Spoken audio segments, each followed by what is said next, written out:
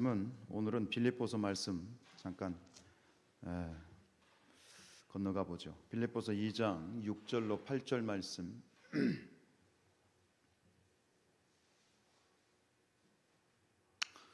우리가 찬 목소리로 같이 읽겠습니다. 그는 근본 하나님의 본체시나 하나님과 동등됨을 취할 것으로 여기지 아니하시고 오히려 자기를 비워 종의 형체를 가지사 사람들과 같이 되셨고 사람의 모양으로 나타나사 자기를 낮추시고 죽기까지 복종하셨으니 곧 십자가에 죽으심이라. 아멘. 지난 3일 동안도 평안하셨지요? 우리 권사님 기도 들으면서 또 올라오는데 그런 마음을 주시더라고요.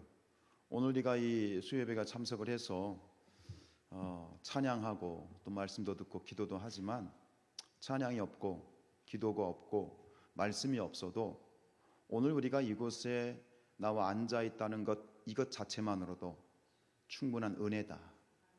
더 이상 우리가 앉아서 이곳에 나와 있는 것 자체가 더 이상 바랄 것이 없는 그런 충분한 은혜라고 하는 마음을 주시더라고요.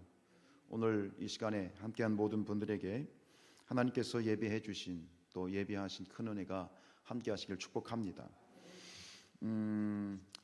그 사도 바울의 우상 제물 고린도 이제 전서 말씀에서 오늘 빌립보서 말씀으로 잠깐 건너왔는데 연속된 말씀의 한 부분입니다. 우상 제물 취식에 대한 사도 바울의 답변은 결국 너희들의 권리를 포기하라라고 하는 그런 말로 답변이 되고 있습니다. 그러면서 사도 바울은 그 권리 포기에 대해서 입이 아니라 말로만이 아니라 자신의 삶으로 직접 보여주었죠. 참 대단한 그런 분입니다. 그렇게 하나님이 그를 귀하게 쓰셨겠죠. 근데 바울도 바울이지만 이 권리 포기가 무엇인지를 제대로 보여주는 최고의 샘플은 결국 누구다? 예수 그리스도다. 그래서 오늘 우리가 빌립보서로 건너온 겁니다. 예수님이 말씀하셨죠. 그는 근본 하나님의 본체시나 하나님과 동등됨을 취할 것을 여기지 아니하시고 오히려 자기를 비워 종의 형체를 가지사 사람들과 같이 되셨다. 8절에 사람의 모양으로 나타나사 자기를 낮추시고 죽기까지 복종하셨으니 곧 십자가에 죽으심이라. 오늘 이 빌립보서 2장 6절로 7절로 8절의 이 세 구절에서 얘기하고 있는 이 말씀을 딱 참기름 짜듯이 짜면 그것은 예수님의 권리 포기예요. 예수님의 권리 포기예요. 오늘은 이 예수님의 권리 포기라고 하는 부분에 대해서 사자라고 하는 단어의 한자어 세 개를 가지고 함께 풀어보려고 합니다. 예수님에게 없는 세 가지. 첫 번째는 뭐냐면 예수님은 개인사가 없으셨습니다. 개인사, 사사로울 사, 즉 이 개인사라는 말은 예수님은 나가 없었다는 얘기예요. 내가 없었다는 이야기입니다. 요한복음에서 예수님께서는 반복해서 하셨던 말씀이 뭐냐면 아직 내 때가 이르지 아니하였다라는 말씀과 함께 나는 하나님으로부터 보냄을 받은 자다라는 말씀을 계속하셨어요. 나는 하나님으로부터 보냄을 받은 자다. 나는 보냄을 받은 자다. 그래서 요한복음을 쭉 읽어보면 그 표현이 굉장히 많이 등장합니다. 나를 보내신 이, 나를 보내신 이. 즉 나를 보내신 이라는 표현 속에서는 하나님이 나를 보내셨다라고 하는 의미이지요. 따라서 예수님이 하셨던 모든 일들은 누가 시킨 일? 하나님이 시킨 일이고 예수님이 하셨던 모든 말씀은 예수님 당신의 말이 아니라 누구의 말? 하나님이 하라고 부탁하신 말씀이었던 거예요. 그래서 요한복음 7장 16절입니다. 시작. 예수께서 대답하여 이르시되 내 교훈은 내 것이 아니요 나를 보내신 이의 것이다. 내 말, 교훈, 내 말은 내 말이 아니야. 나를 보내신 이 하나님의 말씀이야. 우리 요한복음 6장 38절요. 시작. 내가 하늘에서 내려온 것은 내 뜻을 행하려 함이 아니요 나를 보내신 이의 뜻을 행하려 함이라. 예수님이 행하셨던 모든 이 언행심사는 다 예수님을 보내신 아버지 하나님의 것이었다라고 하는 거예요. 그래서 예수님의 삶을 한마디로 어떤 분이 이렇게 정의하더라고요. 예수님의 삶은 실로암의 삶이었다. 왜요? 실로함이 무슨 뜻입니까? 나를 보내셨다라는 뜻이에요. 예수님의 삶은 보냄을 받았다라고 하는 이 실로함의 삶이었다는 것이죠. 결국 예수님은 나를 위한 삶이 아니라 철저히 당신을 보내신 분, 즉 하나님을 위한 삶이셨습니다. 이게 바로 권리 포기입니다. 하나님을 위한 삶. 나를 보내신 것이 하나님이시고 하나님이 나를 보내셨으니 나는 보내신 이의 뜻을 행한다. 그것이 바로 권리 포기의 정신이지요. 여러분, 보냄을 받은 사람에게 있어서 가장 영광스러운 때가 언제입니까? 그것은 나를 보내신 이의 뜻을 완수하고 그리고 그 완수한 것을 가지고 나를 보내신 이에게 가서 보고하는 때입니다. 그런 그림이 연상이 됐습니다. 아이가 학교에 가서 열심히 시험지를 풀었습니다. 몇 점 맞았어요? 100점 맞았어요. 그래가지고 끝나자마자 시험지 가방에다도 안 들고 넣지도 않고 뭐예요? 손에다 들고 막 들면서 집으로 막 뛰어갑니다. 누구에게 보여주려고? 나를 보내신 부모님께 보여주려고. 그런 모습이 연상이 됐어요. 그게 가장 영광스러운 때지요. 예수님께서는 이 수없이 내 때가 아직 이르지 아니하였다라는 말을 자주 하셨습니다. 어떤 큰 기적이 일어날 때마다 사람들이 예수님을 이렇게 추앙하고 예수님을 칭찬하고 이렇게 높이려고 할 때마다 아니야, 내 때가 아직 이르지 아니하였어. 어떤 위험이 있을 때마다 이제 모든 것이 끝인 것 같은 그런 상황 가운데에서도 예수님께서는 내 때가 이르지 아니하였어. 그러다가 어느 날 갑자기 주님이 말씀하셨습니다. 내 때가 되었다 라고 말씀하신 순간이 있었습니다. 요한복음 12장 13절입니다. 시작. 예수께서 대답하여 이르시되 인자가 영광을 얻을 때가 왔다. 예수님이 영광을 받으실 때라고 하는 것, 예수님의 때입니다. 예수님이 영광을 받으실 때가 된 거죠. 예수님의 때가 된 것입니다. 그런데 영광을 받았다, 영광을 받는다라고 했을 때 일반적으로 영광을 받는다는 것은 어떤 뜻을 가지고 있어요? 칭찬을 받거나, 그죠? 사람들의 박수를 받거나, 사람들의 이 추대를 받거나, 그게 영광을 받는 거잖아요. 근데 오늘 예수님께서 말씀하신 이 영광의 때는 그러한 어떤 칭찬이나 높임이나 박수갈채를 받는 것이 아니라 당신의 이 예수님 당신을 보내신 분의 뜻을 완수하고 그분에게로 가는 때가 바로 영광의 때예요. 정확하게 얘기하면 예수님이 영광 받으실 때는 어느 때인 거예요? 예수님이 십자가에 죽으실 때인 거예요. 그렇죠? 세상의 영광, 세상에서는 높임을 받고 박수를 받는 것이 영광이지만 예수님은 당신이 죽임을 당하는 것, 모든 일을 마치고 십자가에 매달려 죽는 그 순간, 그 돌아가시는 그 순간을 바로 영광의 때다, 내가 영광을 받는 때다, 이렇게 말씀하시고 있습니다. 다르죠? 달라요. 여러분, 예수님은 언제나 곧 나가 없으셨습니다. 예수님은 언제나 십자가에 달려 돌아가시기 전부터 예수님의 삶은, 약 33년의 삶은 온전히 자기 자신에 대하여 죽은 존재로 살아가셨던 겁니다. 이것이 바로 예수님 삶 자체가 권리 포기의 삶이었다라고 하는 결정적인 증거입니다. 오늘 이 시대를 살아가는 우리 그리스도인들이, 권사님 기도하셨지만 참 여러 가지 긍정적인 이런 평가나 긍정적인 그런 말보다는 부정적이고 참 힘 빠지고 무기력한 그런 이 말들을 많이 듣습니다. 쉽게 얘기해서 오늘 우리가 교회에서는 목사고 장로고 권사고 성도고 교회에서는 그럴듯하지만 세상 가운데서 우리 성도들의 삶이 굉장히 무기력해져 있습니다. 어떻게 생각하십니까? 왜 우리가 그토록 이 세상에서 이렇게 무기력한 것일까요? 답은 하나밖에 없습니다. 여전히 나를 중심에 두고 살려고 하기 때문입니다. 우리는 분명히 십자가에 죽었잖아요. 근데 죽었다 살아났는데, 부활했는데, 죽었다가 내가 죽어서 예수님이 부활해야 되는데, 내가 죽어서 부활했는데 누가 살아나? 또 내가 살아난 거야. 내가 죽어 예수님이 사셔야 되는데 내가 죽었다 부활했는데 내가 다시 부활한 거예요. 근데 그러면서 우리는 착각하면서 살아. 내가 죽어 예수님이 부활하신 것처럼. 여전히 나 중심으로 나 중심에 두고 살려고 하기 때문에 이 우리의 그리스도인의 삶이 무기력한 것이고 힘이 없는 거예요. 자꾸 부딪히는 거예요. 그러니까 주님이 분명히 말씀하셨지 않습니까? 마가복음 8장 34절 시작. 무리와 제자들을 불러 이르시되 누구든지 나를 따라오려거든 자기를 부인하고 자기 십자가를 지고 나를 따를 것이다. 자기를 부인해야 되거든요. 이게 권리복이거든요. 나를 부인해야 되거든요. 근데 여전히 내가 살아있어. 아니, 예수님을 믿기 전보다 더 시퍼렇게 살아있어요. 여러분, 우리가 능력 있는 그리스도인이 되기 위해서는 내가 없어야 됩니다. 사사로울 사자가 없어야 됩니다. 내가 없는 사람, 즉 사심이 없고 욕심이 없고 의도가 없는 사람에게는 뭐가 생기느냐? 능력이 생깁니다.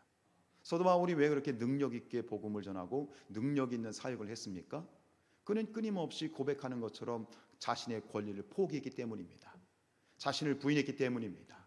오직 예수 그리스도, 오직 하나님의 영광만이 그에게는 목적이었기 때문입니다. 그래야 우리도 역시 능력 있게 되어지는 겁니다. 내가 없을 때 두려울 것이 없습니다. 내가 없을 때 무서울 것이 없습니다. 거칠 것이 없습니다. 그러니 얼마나 당당합니까? 얼마나 당당합니까? 예수님이 그러셨고요. 바울이 그랬고 또 오늘 우리 성산교회 모든 성도님들이 그랬으면 좋겠습니다. 여러분, 내가 없다는 것, 이 빠른 말처럼 우리가 상투적인 어구로 많이 얘기를 하지만 정말 진지하게 다시 한번 고백해야 될 것은 내 안에 있는 사사로울 사자를 없애야 되는 것입니다. 예수님은 이 사역에 굉장히 진심이셨던 분입니다. 이 땅 가운데 3년 동안 공생애 사역을 하시면서 낮에나 밤에나 그냥 밀려오는 사람들을 치료하시고 그들에게 말씀을 증거하시고 케어하시고 치유하시고 고쳐주시고 천국 복음을 들려주셨죠. 그리고 정말 많은 기적이 일어났고 놀라운 사역의 열매들이 있었습니다. 참 예수님 잘 하셨습니다. 그런데 예수님이 정말 잘하신 일은 따로 있습니다. 그것은 무엇이냐? 사람들이 예수님을 높이려 할 때, 사람들이 예수님을 왕으로 추대하려고 할 때 예수님은 기꺼이 그 자리에서 물러나서 하나님 앞에 가서 엎드렸다는 거예요. 그게 예수님이 정말 잘하신 일이에요. 앞으로 나아가서 무엇을 하는 것보다 더 어려운 것은 뒤로 물러서는 것입니다. 그런데 예수님은 그러실 수 있었습니다. 하나님의 아들이니까라고 생각하지 마십시오. 예수님은 한 온전한 인간이셨습니다. 한 인간적인 측면으로 봤을 때 우리가 뒤로 물러서는 것, 성공하는 것 어렵지만 성공하는 것보다 더 어려운 것은 성공했을 때 물러나는 게 더 어렵습니다. 그게 어떻게 가능했을까요? 내가 없기 때문입니다. 권리를 포기하셨기 때문입니다. 여러분, 그렇습니다. 교회가 시끄러운 이유가 무엇입니까? 교회가 어려워지는 이유가 무엇입니까? 내가 빠져야 될 때 빠지지 않기 때문입니다. 내가 권리를 포기할 때 포기하지 않기 때문입니다. 그래서 우리가 아이들이 하는 말이 있잖아요. 끼를 빠빠라고 들어보셨나요? 끼를 빠빠. 낄 때 끼고 빠질 때 빠져야 되는 거예요. 이게 지혜예요. 예수님은 낄 때 끼시고 빠질 때 정확하게 빠지셨습니다. 그게 능력이셨습니다. 우리는 그걸 못합니다. 그게 잘 안 됩니다. 권리가 포기되어지지 않고 나를 부인하지 못하기 때문입니다. 나 없으면 모든 것이 안 될 것 같이 생각합니다. 그것이 바로 타락의 시작입니다. 여러분, 오늘 우리가 나서는 것도 중요하고 무엇인가를 이루는 것도 중요하고 또 성공하는 것도 힘든 거지만 더 중요한 것은 물러서야 될 때 물러서는 것이고 손을 놓아야 될 때 놓는 것이고 내가 포기해야 될 때 포기하는 것입니다. 그것이 되어질 수 있는 그런 권리 포기의 은혜가 있어지기를 주님의 이름으로 축복합니다. 두 번째, 예수님은 무엇던 사가 없었느냐? 같을 사가 없었습니다. 이 같을 사라고 하는 건 사이비할 때 사자입니다. 사이비. 굉장히 비슷해요. 99% 비슷해요. 그런데 결국에 갔더니 뭐야? 아닐 비자. 뭐예요? 거짓인 거죠. 가짜인 거죠. 예수님에게는 왜 이 사이비라는 이런 어떤 비슷하지만 결국은 모조품으로 그냥 그런 모습으로 살아가느냐? 끊임없이 우리의 삶은 이 같을 사이의 삶은 뭐냐? 다른 사람들의 삶을 카피하는 거예요. 사는 카피한다는 얘기예요. 다른 사람들의 삶을 모방하는 거예요. 내 삶에 만족하지 못하는 거예요. 더 좋은 것 같으면 그거 쫓아가고 나보다 더 좋은 것 같으면 그걸 구하기 위해서 애를 쓰고 노력하고, 그게 만족감이 없는 거죠. 끊임없이 비교하면서 부러워하면서 맹목적으로 따라서 살아가고 있는 욕망, 그것이 가틀사의 삶입니다. 개에게 돌을 던지면 개는 돌을 쫓아간답니다. 그런데 사자에게 돌을 던지면 사자는 뭘 쫓아올까요? 돌 던진 사람한테 쫓아온대요. 여기서 얘기하는 게 뭐냐면, 개와 사자의 차이가 뭐냐면 본질과 비본질을 볼 수 있는 눈이 있냐는 거예요. 개는 그냥 던진 돌멩이 쫓아가는 거예요. 비본질을 따라간다면 사자는 본질을 보는 거예요. 그 돌을 던진 그 사람을 볼 수 있는 눈이 있다라고 하는 거예요. 맹목적으로 다른 사람들의 삶을 모방하고 다른 사람들의 말을 따라가고 그런 삶을 따라가는 사람들은 절대로 본질을 보지 못한다는 거예요. 그러나 예수님은 그런 어떤 비본질적인 것이 아니라 끊임없이 본질을 보셨습니다. 그리고 그 본질을 붙드셨습니다. 그 본질을 붙들 때 뭐예요? 뿌리를 붙든 것과 같아서 흔들림이 없게 되어지는 것입니다. 우리 마태복음 5장 27절 말씀요, 시작. 간음하지 말라 하였다 하는 것을 너희가 들었으나, 28절, 나는 너희에게 이르노니 음욕을 품고 여자를 보는 자마다 마음에 이미 간음하였느니라. 다시 27절로 넘어가면 너희가 있잖아, 간음하지 말라는 말을 들었다고 해요. 들었다. 이게 뭐예요? 다른 사람들의 말을 들은 거예요. 그냥 다른 사람들이 하는 말을 맹목적으로 따라가는 거예요. 유대인들에게 있어서 이 율법이라고 하는 것은 굉장히 중요한 거죠. 그 율법이 말하는 것이 전부처럼 생각했어요. 그런가 보다라고 그냥 여기고 그것에 맹목적으로 따라가는 것이에요.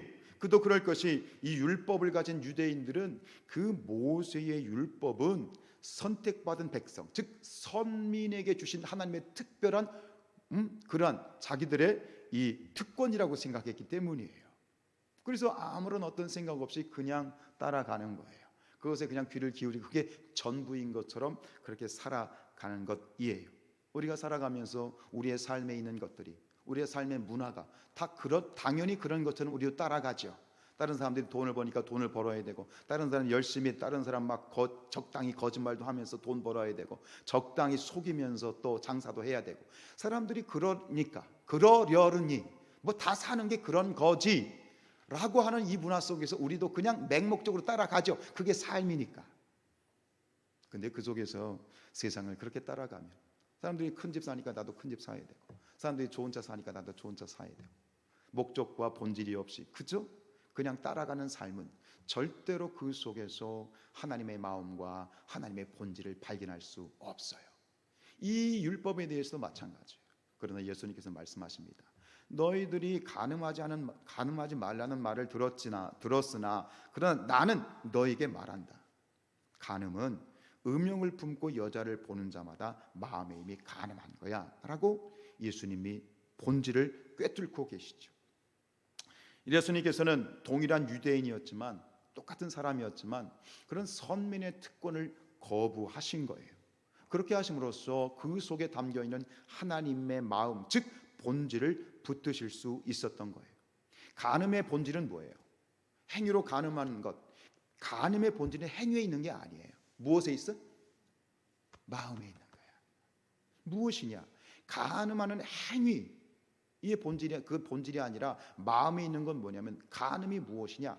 어떤 사람을 바라볼 때 하나님이 창조하신 귀하고 존귀한 사람으로 거룩한 인격으로 바라보는 것이 아니라 상대방을 뭘로 바라보는 거예요? 나의 욕망을 채우고자 하는 하나의 대상과 물건으로 바라보는 것. 이것이 간음의 본질인 거예요. 그것을 예수님은 치고 들어가고 있는 것이죠. 예수님은 세상의 것을, 남이 따라하는 것을 그저 카피하고 따라하는 분이 아니라 정확하게 하나님의 마음이 어디 있는지를 집중하셨습니다. 그게 본질입니다. 우리도 마찬가지죠. 세상 사람들이 다 그렇게 사니까, 적당히 그렇게 살아야 삶이 사라지는 것 같으니까가 아니라, 어떤 상황 가운데에서 오직 집중하고 그 속에서 하나님의 마음이 무엇인가를 바라보기, 그 본질을 붙잡기 위해서는 세상의 어떤 그러한 이 권리들을 때로는 포기할 수 있어야 되는 것이죠. 날씨가 추워지고 있습니다. 이제 또 예배 시간도 보니까 훌쩍 예배 드릴 때 해가 떠 있었는데 지금은 완전히 캄캄한 밤이 되었죠. 이제 날씨가 추워지면 우리 아이들이 외투를 입죠. 학교 갈 때. 그래서 교복 위에다가 이렇게 바람막이라는 것을 소위 입게 되어지는데, 지금도 그런지 모르겠는데 전에 한참 교복 아닌 교복처럼 모든 아이들이 이 바람막이로 입었던 옷이 있어요. 그 브랜드가 있어요. 특정 상표를 여기서 얘기하면 안 되니까, 북쪽 페이스라고.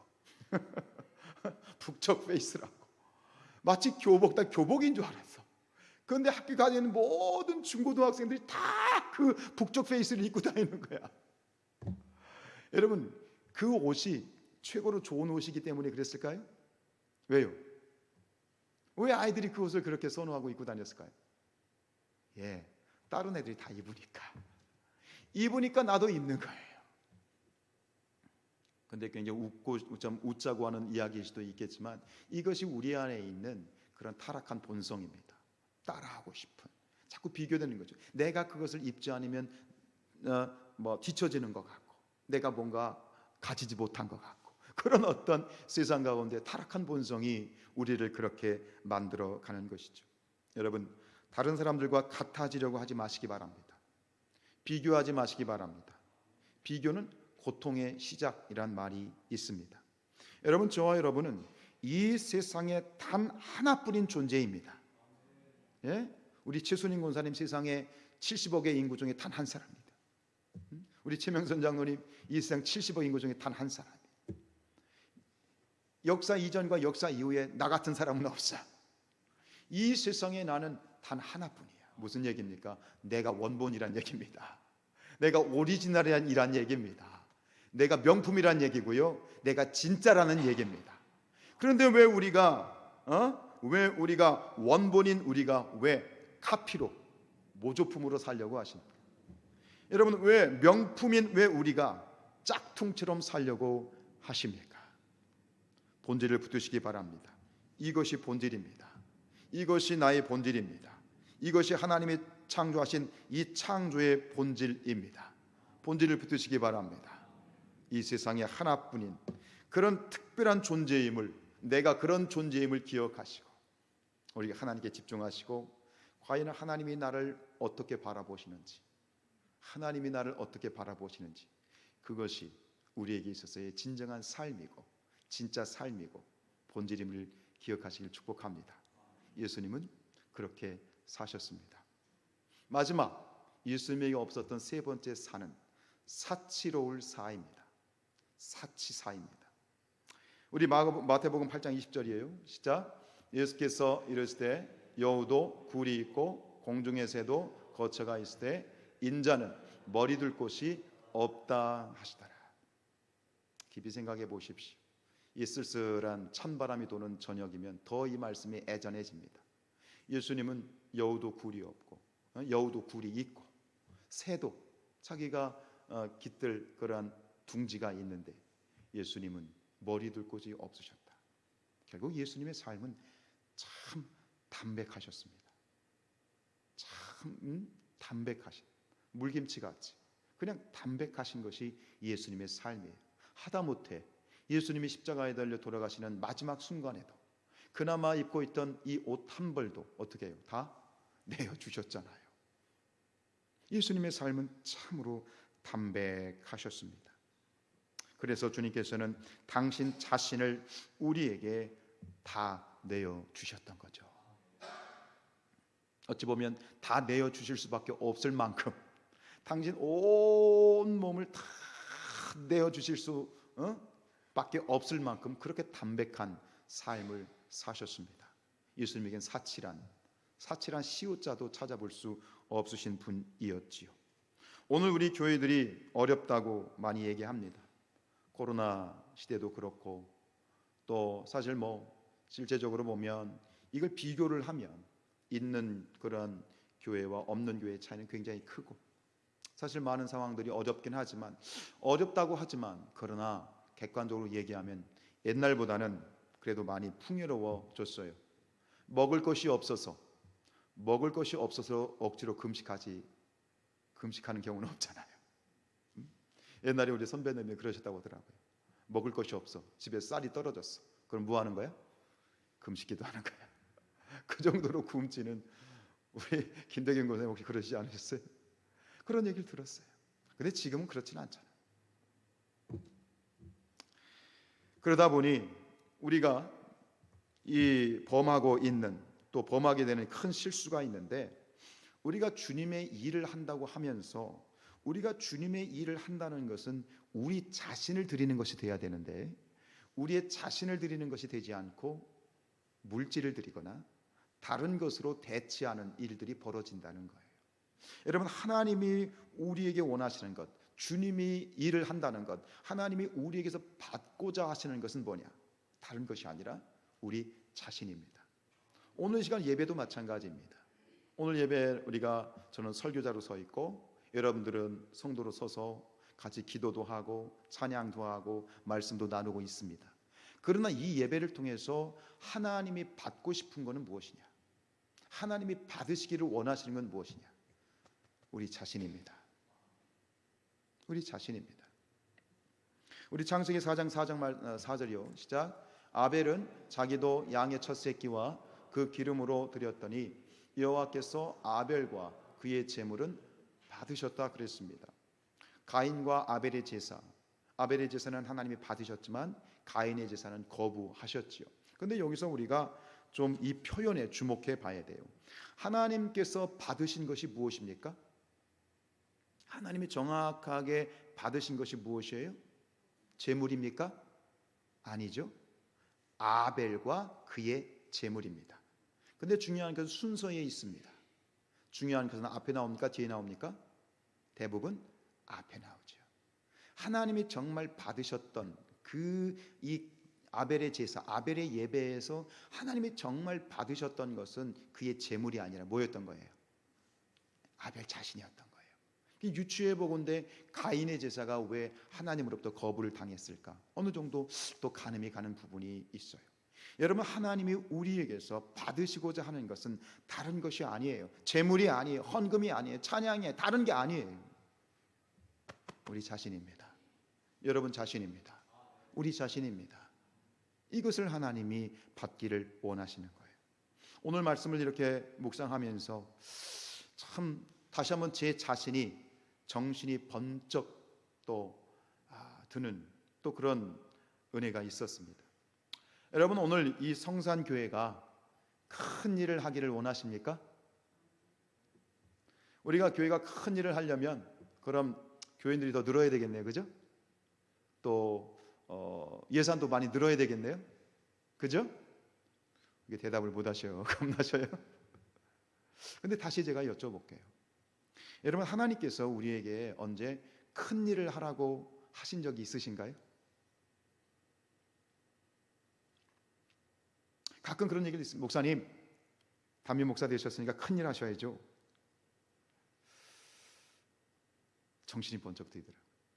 하나님이 우리에게 큰 일을 하라고 하신 적이 한 번도 없어요. 하나님이 우리에게 하라고 하시는 것, 하나님이 원하시는 것은 큰 일을 하는 게 아니라 무슨 일? 바른 일을 하라는 것이지. 정신이 번쩍 뜨이더라고요. 각자의 믿음의 분량대로 바른 일을 하라는 거예요. 큰 일을 하라고 하신 적이 한 번도 없어요. 저도 큰 목회, 전에 있었던 목사님, 모셨던 목사님 그랬어요. 그 목사는 기본적으로 3,000명 교회는 해야지 이러더라고요. 그때 아멘. 여러분, 그러니까 교회가 욕을 먹는 겁니다. 교회가 능력이 없는 겁니다. 성도들이 세상 가운데 빛이 되지 못하는 거예요. 이런 생각을 가진 사람들이 목사가 되고 이런 생각으로 교회를 이끌어가는 평신도 지도자 때문에 엉뚱한 일을 저지르는 거예요. 여러분, 우리에게는 돈이 없는 게 아닙니다. 우리에게는 교인이 없는 게 아닙니다. 정말 지금 우리에게 없는 건 뭐냐면 하나님의 뜻을 행하려고 하는 뜨거운 마음이 없는 것입니다. 이것이 바로 하나님이 받고 싶은, 하나님이 원하시는 우리 자신들의 모습입니다. 여러분, 하나님의 뜻을 행하려는 뜨거운 마음, 이 땅에 교회가 많이 있지요. 많은 사람들은 얘기합니다. 큰 교회, 작은 교회 이렇게 구분합니다. 그것 자체부터가 틀린 거죠. 우리는 언급결에 무의식적으로 사람들이 그렇게 얘기를 하니까 또 그렇게 들었기 때문에 습관이 되어서 우리는 그렇게 얘기합니다. 우리는 큰 교회입니다. 우리는 작은 교회입니다. 언제 하나님이 이 땅의 교회를 보면서 너희는 큰 교회고 너희는 작은 교회라 하나님의 주님이 그렇게 말씀하신 적이 한 번이라도 있습니까? 없습니다. 이 땅에는 큰 교회가 있는 것이 아닙니다. 작은 교회가 있는 것이 아닙니다. 이 땅에는 살아있는 교회와 죽은 교회가 있을 뿐입니다. 하나님께서는 우리 이 성산교회가 큰 교회로서 하나님께 영광 돌리는 교회가 아니라 살아있는 교회가 되기를 원하십니다. 살아있는 교회가 되기를 원하십니다. 살아있는 교회란 바로 예수 그리스도의 마음을 따라가는 교회. 예수 그리스도의 마음을 따라가기 위해서는 살아있는 교회란 하나님의 뜻을 행하려는 뜨거운 마음을 가진 교회. 하나님의 뜻을 따라가려는 그 뜨거운 마음을 가진 교회란 결국은 뭐예요? 앞에서 말씀드렸던 거죠. 내가 없어야 되죠. 사가 없어야 되죠. 세상을 따라하는 것이 아니라 하나님이 원하시는 본질을 붙잡는 거죠. 내가 무엇을 하나 조그만 일을 하더라도 저도 늘 하나님 앞에 훈련받고 기도하지만 이 제 육체적인 습관을 따라서 늘 이렇게 실수하는 건 뭐냐면 어떤 일을 할 때 내 마음대로 결정하려고 하는 거야. 인간적인 하나님께 묻질 않아. 이게 하나님의 뜻인지 아닌지를 묻질 않아요. 누가요? 제가요.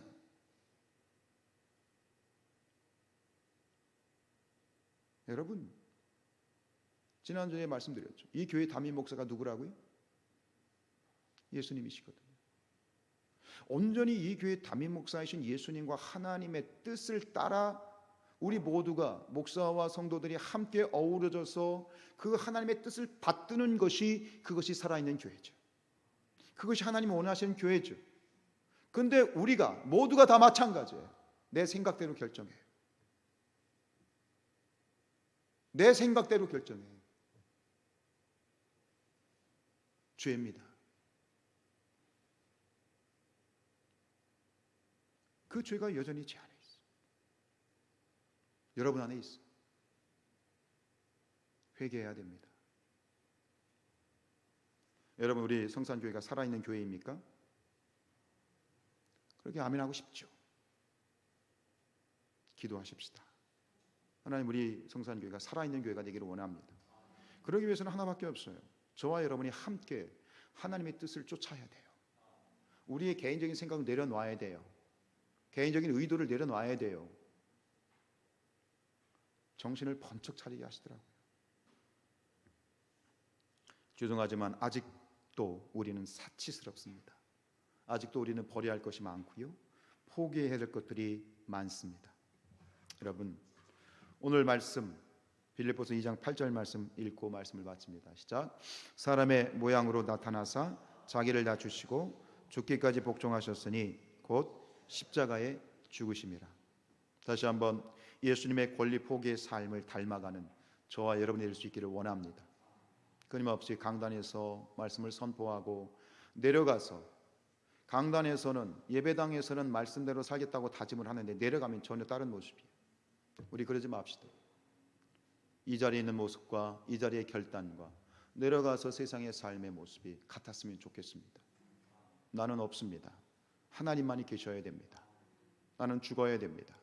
하나님의 뜻만이 우리의 목적이 되어야 되겠습니다. 저와 여러분이 그런 삶. 그래서 이 성산교회가 살아있어야, 먼저 우리 교회가 살아있어야 세상에 죽던 사람들이 와서 이곳에 살 거 아니에요. 우리도 그냥 헛헛하고 그냥 지금 막 숨이 넘어가려고 하는 그런 지경에 있으면 어떻게 세상 사람들이 와서 살 수 있겠어요? 우리 안에 생명력이 넘쳐야죠. 우리 안에 예수 생명력이 넘쳐야죠. 성령의 생명력이 그냥 펄펄 끓어야죠. 그러려면 우리가 죽어야 돼요. 내가 죽어야 돼요. 예수가 사셔야 돼요. 하나님의 뜻이 있어야 돼요. 하나님의 능력이 있어야 돼요. 우리 함께 그 꿈을 꾸고 그 소망을 가지고 함께 나갔으면 좋겠습니다. 찬양하십시다. 내 모든 소원